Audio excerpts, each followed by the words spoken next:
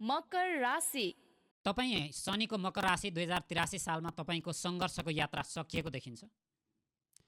उन्नति, प्रगति र छिटो दौडिनको लागि समय अगाडि बढिरहेको छ र तपाईँलाई सबै किसिमको भौतिक सुख सुविधा सम्पन्न गराउन सक्ने हुन्छ।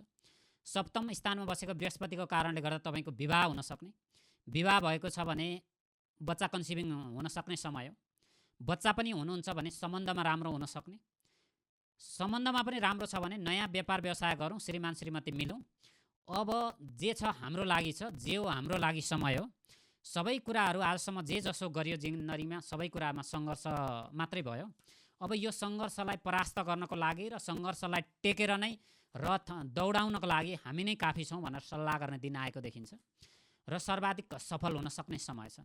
श्रीमान श्रीमती दुवैजनाको नयाँ जब हुन सक्ने, नयाँ व्यापार व्यवसाय हुन सक्ने, दुवैजनाले चाहिँ आर्थिक उन्नतिमा अगाडि बढ्न सक्ने र सबै किसिमको सर्वाधिक सफलताहरू प्राप्त गर्न सक्ने समय हो। पार्टनरसँग जोडिएर गरेका कामहरू सर्वाधिक सफल हुनेछन्, नयाँ जबहरू हुनेछ, इन्भेस्टमेन्टहरू हुनेछन्, देश विदेशको यात्रा हुनेछ, नयाँ विदेशमा पिआर हुनेछ, सबै किसिमको सुख सुविधा सम्पन्न हुन सक्ने समय देखिन्छ। मकर राशि शनिको राशि हो र शनिले सबै कुरामा ढिलो गर्छ।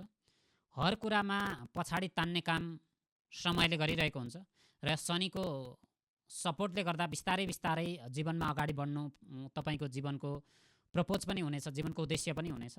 तर मकर राशिलाई समयले के सिकाउँछ भने सबै कुरा पर्खेर मात्रै प्राप्त हुन्छ। जबरजस्ती लुछाचुडीमा म जाँदिनँ, म पछाडि बस्छु र उनीहरूले लुछाचुडी गरिसकेपछि म अगाडि जान्छ, उनीहरू चाहिँ पछाडि त्यसैमा रमाउँछन् भन्ने हुन्छ।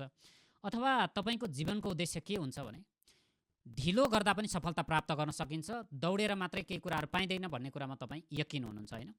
त्यसैले तपाईँको जीवनमा उपलब्धिको समय आएको छ। 13 महिनामा ज्येष्ठ महिनाको 19 गतेदेखि 2083 सालमा तपाईँको शुभ र लाभको समय हुनेछ। आर्थिक वृद्धि हुनेछ, सर्व किसिमका सुविधा सम्पन्न हुने हुन्छ, उन्नति प्रगति हुने हुन्छ, कुटुम्बहरू प्राप्त हुनेछन्, रोकिएका काम अधुरा कामहरू बन्नेछन्, मनमा केही किसिमको जागरण हुनेछ र चेतनाहरूको अवस्थिति पनि एकदम राम्रो हुन सक्ने हुन्छ र उपलब्धिहरू पनि एकदम राम्रो हुन सक्ने अवस्थितिहरू देखिन्छ। बिजनेस पार्टनरहरूको सहयोग मिल्नेछ, नयाँ पार्टनरहरूसँग चाहिँ काम गर्न सक्ने अवस्थिति मिल्छ। पढ्नको लागि एजुकेसनको क्षेत्रमा नयाँ स्कुलहरूमा खुसी प्राप्त गर्न सक्ने हुन्छ। तपाईँको त्यही स्कुलमा पनि पढाइ राम्रो हुन सक्ने हुन्छ र कुनै किसिमको आध्यात्मिक ऊर्जा आएको कारणले गर्दा तपाईँको माइन्ड पनि प्रफुल्लित हुन सक्ने हुन्छ र माइन्डै राम्रो भइसकेपछि सबै कुराहरू राम्रो हुनु स्वाभाविक देखिन्छ। स्वास्थ्यमा सर्वाधिक शुभ हुनेछ, सबै किसिमका स्वास्थ्यका समस्याहरू हटेर जानेछन्। तपाईँको सर्जरी हुनेछ, हटेर जाने हुन्छ, औषधि खानुहुन्छ, हटेर जाने हुन्छ, अथवा दीर्घ रोगहरू सकिनेछन्।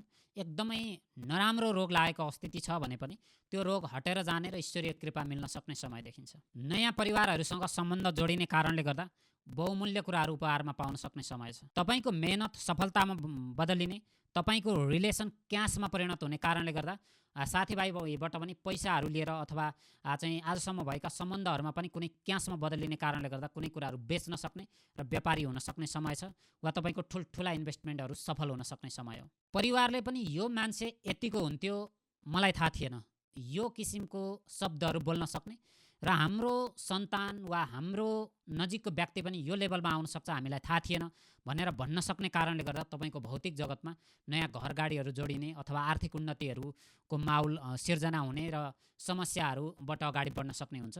यो सर्वाधिक शुभ समय छ। बच्चाहरू कन्सिभिङ हुने, नयाँ लभ सम्बन्धहरू पाउने, बिग्रेका सम्बन्धहरू छोडिएर जाने, छुटेका सम्बन्धहरू तोडिने र नयाँ सम्बन्धहरू पाउने हुन्छ। तपाईँ एउटा कुरा बुझ्नुहोस् भने कार्मिक हुन्छ सम्बन्धमा, कहिलेकाहीँ राम्रो सम्बन्ध छ भन्दा भन्दै पनि उसले छोडेर गइदिन्छ र आफूले चाहिँ दुःख पाउने हुन्छ। यसमा दुःख पाउने होइन, एउटा ढोका बन्द भएको अरू 5वटा ढोका खुल्ला हुन्छ, यसमा स्पष्ट हुनुहोस्। त्यसैले सम्बन्धमा नयाँ किसिमको खुसी बहार आउन सक्ने देखिन्छ। अदृश्य शक्तिहरूको सपोर्ट रहने हुन्छ, गुरुको आशीर्वाद मिल्ने हुन्छ, पितृशक्ति, देव शक्ति, ईश्वरीय शक्ति, यो यावत शक्तिहरूले तपाईँलाई अगाडि लिएर जान सक्ने हुन्छ। 6औँ स्थानलाई हेर्ने हो भने 7औँ स्थानमा बृहस्पति छ। ऊर्जाको हिसाबले तपाईँ बुझ्नुहुन्छ भने सबभन्दा पहिले पिशाचको ऊर्जा हुन्छ, जुन चाहिँ तन्त्र मन्त्र विधि विधानबाट तपाईँ मरोस् वा तपाईँको जीवनमा केही पनि नहोस्, ऋण लागोस् र यसको भयावह स्थिति देखौँ भनेर वरिपरिको छिमेकी वा आफन्तले गर्ने हुन्छ। यो ऊर्जामा हुन्छ व्यक्ति। यो ऊर्जाभन्दा माथि प्रकृतिको ऊर्जा हुन्छ, प्रकृतिको ऊर्जाभन्दा माथि प्राणीको ऊर्जा हुन्छ, प्राणीको ऊर्जाभन्दा माथि चाहिँ पितृको ऊर्जा हुन्छ, पितृभन्दा माथि देव हुन्छ, देव ऊर्जा हुन्छ, देव ऊर्जामाथि अध्यात्मको ऊर्जा हुन्छ, जो आध्यात्मिक तपाईँ आफूलाई आध्यात्मिक ठान्नुहुन्छ भने त्यहाँ हुन्छ। अध्यात्मभन्दा माथि ईश्वरीय ऊर्जा हुन्छ, निराकारको एकदम उपलब्धिको ऊर्जाहरू चाहिँ धेरै माथि हुन्छन् होइन। यसमा तपाईँलाई के गर्न सक्नुहुन्छ भने जब तपाईँ सिधै अध्यात्म वा ईश्वरीय ऊर्जामा हुनुहुन्छ भने कसैको पनि श्राप लाग्दैन तपाईँलाई, र त्यो ऊर्जामा आउने व्यक्तिले श्राप हुने गरी काम पनि गर्दैन। त्यसैले तपाईँ अध्यात्म चाहनुहुन्छ भने तपाईँ कुन लेभलमा हुनुहुन्छ त्यो आफूलाई महसुस गर्नुहोस् र त्यही अनुसारको चाहिँ शक्तिलाई लिएर काम गर्नुभयो भने सफल हुने हुन्छ। यो नेगेटिभ ऊर्जा आयो काम बनेन भन्ने हुँदैन। सर्वाधिक सफल हुने भनेकै नेगेटिभ ऊर्जा वा एकदमै नेगेटिभ ऊर्जाले चाहिँ व्यक्तिलाई सफल बनाउँछ। तमो गुणको एकदमै खराब ऊर्जा, मृत्युको ऊर्जा, मरेको व्यक्तिको ऊर्जा, पिशाचको ऊर्जा जब तपाईँको शरीरमा ठोकिन्छ तपाईँमा चाहिँ तपाईँ देवत्व समान हुनुहुन्छ, संसारलाई शुभ गर्ने भनिसकेपछि त्यो ऊर्जा तपाईँमा ठोकिएपछि त्यो देव ऊर्जामा परिणत हुन्छ, ईश्वरीय ऊर्जामा, अध्यात्मको ऊर्जामा परिणत हुन्छ र त्यो ऊर्जा एकदमै धेरै हुन्छ र त्यसलाई चाहिँ समाजमा प्रयोग गरेर पैसा कमाउने, लिडरसिपमा जाने यस्तो हुन्छ। यो नियम तपाईँलाई थाहा छैन भने सिक्न सक्नुहुनेछ, कुनै तपाईँको गुरुलाई सोध्नु र सिक्न सक्नुहुन्छ। यो सँगसँगै तपाईँको सप्तम स्थानमा भएको बृहस्पतिको कारणले गर्दा श्रीमती पार्टनर यो यावत कुरामा राम्रो हुन्छ। थान हानिकर हो जीव, कहिलेकाहीँ बृहस्पति जुन थानमा बस्छ त्यो थानको हानि गर्छ भन्ने हुन्छ। पत्नीको स्वास्थ्यमा हानि गर्न सक्छ अथवा चाहिँ कुनै तपाईँको पार्टनरको स्वास्थ्यमा हानि गर्न सक्छ। तर सबै कुरालाई राम्रो दिए पनि बृहस्पतिले एउटा न एउटा कुरामा हानि गर्छ। त्यो बृहस्पतिको कारणले गर्दा हो। बृहस्पतिको चाहिँ ऊर्जालाई जानेर बुझेर काम गर्नुभयो भने यो तपाईँको लागि राम्रो हुन्छ। अष्टम स्थानबाट 2 द्वादश बृहस्पति भएको कारणले गर्दा अध्यात्म जबसम्म सिक्नुहुन्न, यो कलियुगमा 4वटा कुरा हुन्छ, जप तप दया दान मध्येको दान सबभन्दा महत्त्वपूर्ण हुन्छ। सप्तम स्थान चाहिँ दानको ठाउँ पनि हो, केही कुरा दिनसँग अथवा दैनिक इन्कमसँग जोडिने कारणले गर्दा दानको हिसाबमा अगाडि दान दिएर अगाडि बढ्नुभयो भने राम्रो हुन्छ। सेवा गर्नु कसैलाई अलग्गै कुरा हो, दान गर्नु अलग्गै कुरा हो, हातखुट्टा नभएको व्यक्तिलाई सहयोग गर्नु अलग्गै कुरा हो, दान गर्नु अलग्गै कुरा हो। त्यसैले यो दानको परिभाषालाई बुझेर दान गर्नुभयो भने तपाईँको लागि सर्वाधिक शुभ समय हुन्छ। भाग्य उन्नति प्रगति राम्रै छ। कर्ममा मेहनत गर्नुहोस्, मेहनत गरेपछि नपाउने भन्ने कुरा केही छैन। कार्मिक संशोधनको कुरा हुन्छ। तपाईँ जुन ज्योतिषीलाई चिना देखाउनुहुन्छ, जुन तपाईँको गुरु हो भनेर ढोग्नुहुन्छ, जसलाई चाहिँ तपाईँले भगवान भनेर जुन मान्छेलाई तपाईँले पुजिरहनु भएको छ त्यो व्यक्तिलाई तपाईँले सोध्ने हो यो कार्मिक संशोधन भनेको के हो, यसलाई कसरी संशोधन गरौँ भनेर। अनि तपाईँलाई संशोधन कि उसैले संशोधन गराइदिन्छ या तपाईँ आफै संशोधन गर्न लायक बन्नुहुन्छ र त्यसरी अगाडि बढ्नुभयो भने कार्मिक संशोधनमा जानुभयो भने पास्ट लाइफका प्रारब्धका खराब कर्महरू सकिनेछन् र तपाईँ अगाडि आउन सक्ने वा तपाईँ सफल बन्न सक्ने अवस्थिति हुन्छ। कार्मिक संशोधन भनेको कलियुगमा सबभन्दा महत्त्वपूर्ण कुरा हो र तपाईँले प्रारब्धमा जे पनि कर्म गरे हुन्छ त्यो देखिँदैन। यो सत्य युग होइन कि तपाईँ सत काम गर्नुहोस्, कहिलेकाहीँ खराब काम गर्नुपर्छ, कहिलेकाहीँ बिरालो कुट्नुपर्ने हुन्छ, कहिलेकाहीँ कुकुर कुट्नुपर्ने हुन्छ।